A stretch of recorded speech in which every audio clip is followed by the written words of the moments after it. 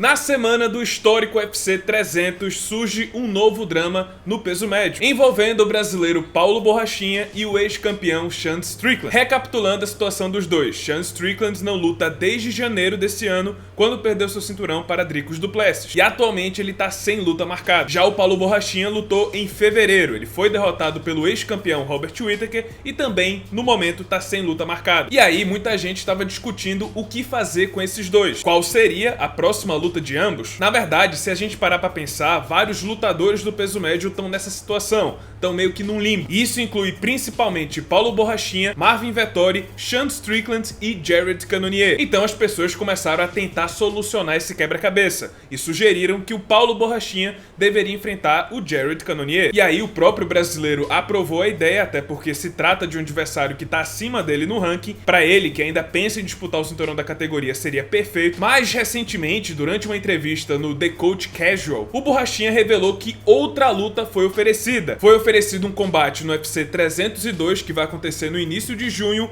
contra o próprio Sean Strickland. Sim, o UFC queria fazer Paulo Borrachinha contra Sean Strickland para o UFC 302. Mas calma, não se empolguem muito ainda, porque aparentemente a luta foi oferecida para ambos, o Paulo Borrachinha topou, mas o Sean Strickland recusou. Pelo menos é isso que o brasileiro disse. O Sean Strickland não quis enfrentar o Borrachinha no UFC 302. Mais tarde, o próprio Strickland apareceu no Twitter e falou o seu lado da história. Ele disse que não é que ele tenha recusado a luta, mas ele recusou o valor proposto. E foi além, ele perguntou aos fãs quanto eles achavam que foi oferecido para o Strickland enfrentar o Borrachinha. Alguém respondeu que seria por volta dos 200 mil por apresentação, e o Strickland respondeu dizendo que foi menos, talvez por volta dos 150 mil ou um pouco mais do que isso, que era a bolsa que o Strickland recebia antes de ser campeão do UFC. A partir daí, ele foi além nas redes sociais e começou a criticar o pagamento do UFC, dizendo que a empresa pega uma parcela muito grande dos números que ele gera, que no fim das contas era ele quem deveria receber a maior parte dessa grana. E pessoal, o interessante dessa história toda é que,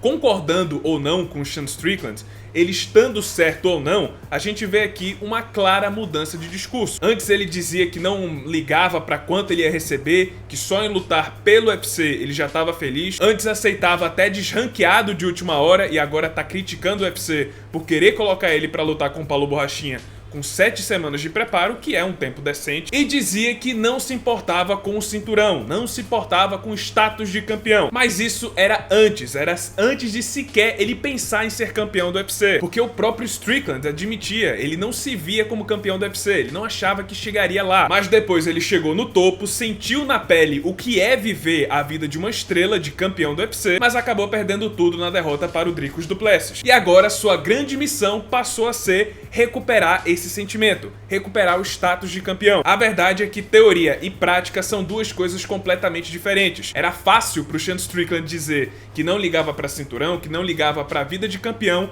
quando ele nunca tinha experimentado. Mas depois que ele chegou lá, conquistou o cinturão e viveu a vida de uma estrela, não só ele gostou muito, mas não aceita que perdeu tudo aquilo. E parem pra analisar, depois que ele perdeu o cinturão pro Dricus du Plessis, não só o seu discurso mudou, mas ele também vem passando por mais problemas pessoais do que de costume.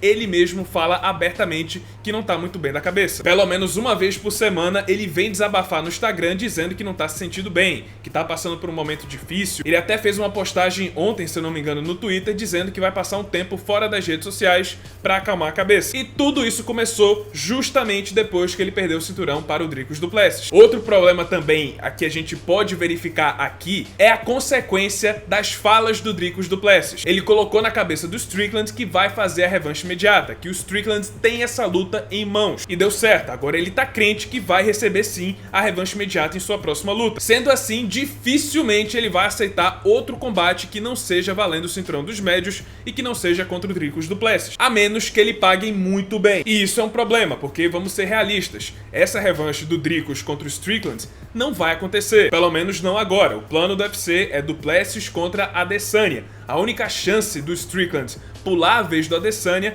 é caso o nigeriano se machuque, sofra alguma lesão ou seja, tenha que ser substituído de última hora. E isso vai ser um problema para o UFC, porque o Strickland está correndo atrás de uma luta imaginária, de uma revanche que não vai acontecer. E sem saber que essa revanche não vai acontecer, ele não pretende desistir dela, não pretende aceitar outra luta. Por outro lado, tem um ponto bem positivo nessa história. O Strickland está se valorizando muito mais. Acabou a época que ele enfrentava desranqueado de última hora, ele aceitou enfrentar Abus Magomedov e também tinha aceitado enfrentar o Alex Poatan, que estava desranqueado, altíssimo risco para ele, mas agora a postura é diferente. Ele sabe que movimenta, sabe que é uma figura importante, ele sabe que é um ex-campeão do UFC e precisa ser tratado como tal. Nesse ponto, ele tá certíssimo. Strickland não é mais qualquer um, agora ele é alto escalão. Ainda assim, ele precisa acordar para a realidade. Essa revanche com Dricus não vai acontecer. E se ele sonha em consegui-la, ele vai ter que enfrentar outra pessoa. E agora que Robert Whittaker vai enfrentar Khamzat Chimaev agora em junho, as únicas lutas interessantes que sobraram para ele são Jared Cannonier ou Paulo Borrachinha. E das duas lutas, sem dúvida, o brasileiro é a luta mais interessante, a que tem a capacidade de ser mais rentável. Já pensou uma coletiva de imprensa do Borrachinha contra o Sean Strickland? Eu pagava pay-per-view só pra assistir. Sendo assim, se o Strickland quer receber um bom pagamento e quer receber a revanche contra o Du Plessis, ele precisa fazer uma luta. E a melhor opção pra ele no momento é o Paulo Borrachinha. E é isso, pessoal, esse foi o vídeo, espero que tenham gostado. Se você gostou, deixa seu like, se inscreve no canal, já ativando o sininho das notificações para não perder o próximo conteúdo. E é isso, muito obrigado por terem assistido e até a próxima.